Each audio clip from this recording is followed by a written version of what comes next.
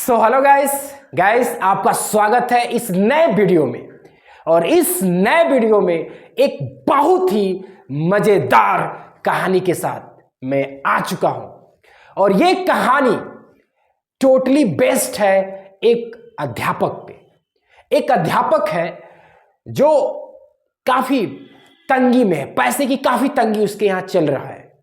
उसके पास काम नहीं है। अचानक उसके मोबाइल पे कॉल आता है होम ट्यूशन के लिए। क्या आप एक बच्चे को पढ़ाना चाहते हैं? अब वो अध्यापक ऑलरेडी काफी तंगी में चल रहा था, वो काफी खुश हो गया और बोला हाँ बिल्कुल मैं पढ़ाना चाहूंगा। तो उसको एड्रेस बता दिया जाता है, आपको इस एड्रेस पे जाना है।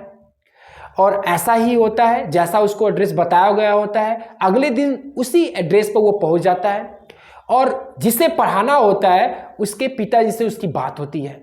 सब कुछ डन हो जाता है और उस बच्चे की क्लासेस आरंभ हो जाता है। तो एक टाइमिंग फिक्स किया गया होता है। उस टाइम पे आकर अध्यापक उस बच्चे को लगातार पढ़ाते जा रहे थे।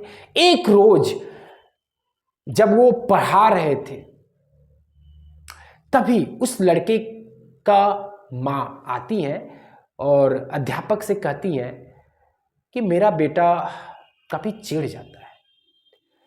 तो अध्यापक पूछते हैं क्यों, ऐसा क्यों वो चिढ़ क्यों जाता है? तो उसकी माँ बोलती है कि मुझे ऐसा लगता है कि कहीं ना कहीं मैं काफी ज्यादा अपने बेटे के ऊपर लोड डाल दिया हूं। तो अध्यापक पूछते हैं कैसा लोड?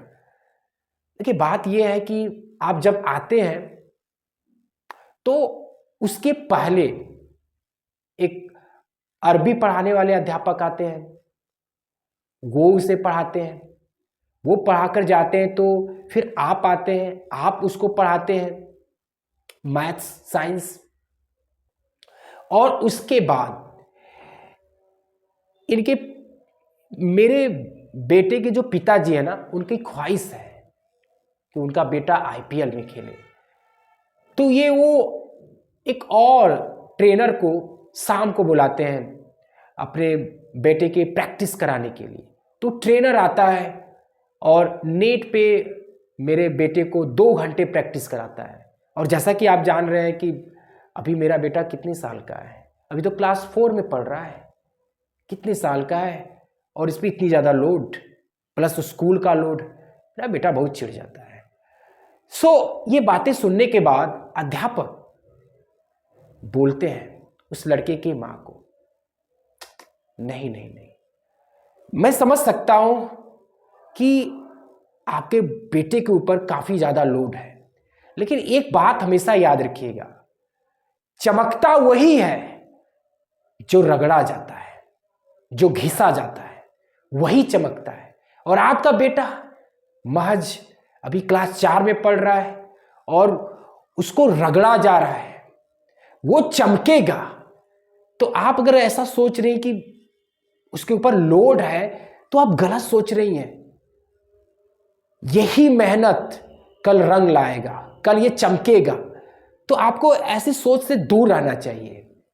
ये बात सुनने के बाद लड़की की माँ थोड़ा सा संतुष्ट होती है और कहानी यहीं पे समाप्त हो गया। सो नाउ गाइस, मैं यही कहना चाह रहा हूं, चमकने का कोई दूसरा राह नहीं है, कोई दूसरा रास्ता ही नहीं है। चमकने का कोई दूसरा रास्ता नहीं है। अगर चमकने का कोई रास्ता है तो घिसो, खूब घिसो, इतना घिसो कि जूते की तल जो हो वो भी घिस जाए, तुम भी घिस जाओ, लेकिन रुको मत, क्योंकि तुम घिसोगे आज तो चमकोगे कल।